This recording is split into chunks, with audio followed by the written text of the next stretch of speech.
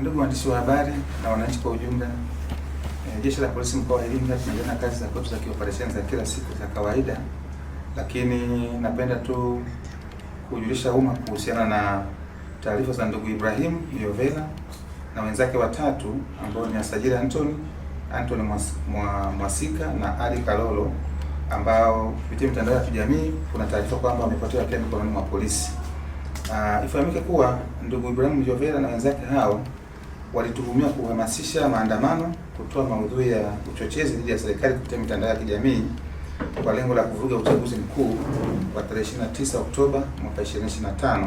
pamoja na kulea au kuhifadhi vijana waliotambulika kwa jina maarufu kama watoto wa mbwa, ambao malengo yao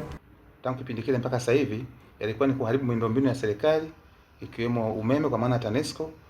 kuharibu vyanzo vya maji na kuweka sumu kwenye vyanzo vya maji, lakini pamoja na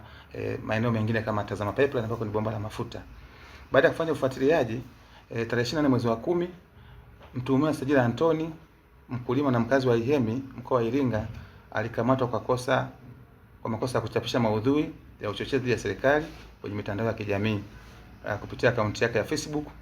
iliyojulikana kwa jina la Mnyakyusa Mpinga Utekaji. Mtuhumiwa alishikiliwa kituo cha polisi Iringa na hatimaye kupata dhamana tarehe 30 mwezi wa 12 mwaka 2025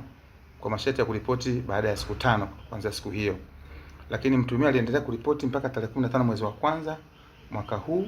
2026, na baada ya hapo hakuripoti tena. Lakini juhudi za kumtafuta zinaendelea kutokana na kuvunja masharti ya dhamana, lakini hivi tunatafuta wadhamini wake tuweze kujua kwa nini mtuhumiwa huyu haripoti kama ambavyo alipewa dhamana. Aidha, mtuhumiwa Ibrahim Myovela ambaye ni mkazi wa Ipogoro mkoa wa Iringa, ambaye alikuwa anatafutwa pia kwa makosa ya uchochezi dhidi ya serikali ambayo alikuwa anayafanya kupitia makundi ya WhatsApp ikiwemo kundi la MC4C Ruaha, ambayo yeye ndiye kiongozi kwa maana administrator, hakuweza kukamatwa baada ya kutoroka na kubadilisha mawasiliano tangu kipindi kile cha uchaguzi. Hata hivyo, tarehe 10 mwezi wa pili, ndugu Ibrahim Myovela na wenzake wawili ambao ni Anthony Mwasika mfanyabiashara na Ali Kalolo dereva bodaboda, wote wakazi wa Ipogoro, walikamatwa kwa kosa la kumshambulia mtu aliyejulikana kwa jina la Benito Avinash mkazi wa Ipogoro, na ilipofika tarehe 17 mwezi wa pili, watuhumiwa kwa pamoja walipata dhamana ya polisi na kutakiwa kuripoti tarehe 18 mwezi wa pili mwaka 2026, ambapo watuhumiwa hao hakuripoti, na baada ya kubaini kuwa mtu huyu ambaye alimjeruhi alikuwa amefariki. Yawezekana waliona kesi itakuwa kubwa, baada hapo hatukuwapata tena.